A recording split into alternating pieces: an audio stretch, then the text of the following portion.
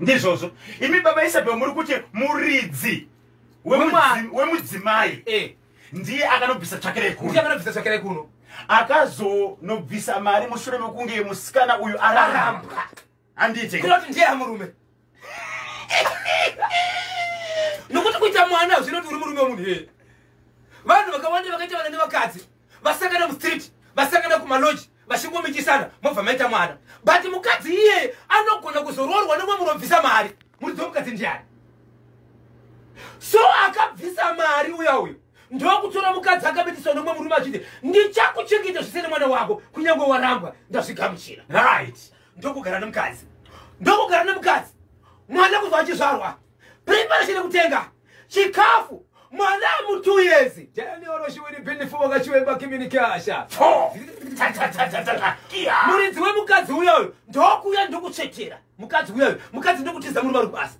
murume achisvika pamba ari kuona mumba mukadzi hamu kuzoongorora hembe hamuna ndikuona kuna tezvara kuno hako ari kufona isi kudavirwa nhasi achifona kudavirwa nemurume zvivanzi hey be careful usafondera vakadzi vanhu usafondera mukadzi wangu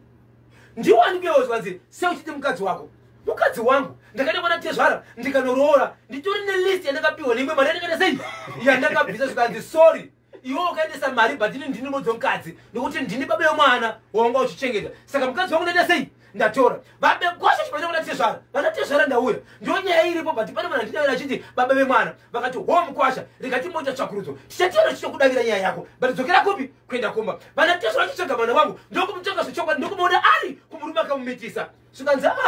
baba naamai handidi kureverai nhema murume uyo akandichengeta ndinema muviri akabvisa mari kwenyu hongu but iniwoneke tsvakurudzo dzangu ndaona kuti handingaite mitupo yakawanda ndadzokera kumurume akandipa mwana kuti ndinamete mitupo imwe chete ikoko kwete handiendi ari pano ndiye murume wangu 20 minutes past 11 so murume uya wokuchengeta mukadzi vayo ari kuti iye Zimbabwe ndakaroora inini kusaroora zvisa zvinota usikuroora ndiite sei pari zvinozvi rekati mbonzwa kubvapo adiwa vateereri ndinonzi kosheni kabvembe pana shinga kumudzi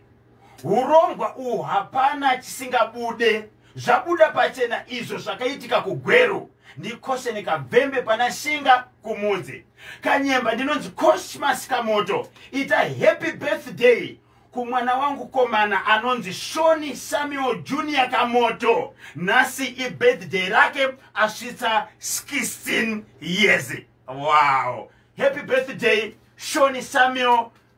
Kamoto Junior. Murungu akutimizire manango makore yarawanda. 21 minutes past 11 ndio pafika nthawe pari manje.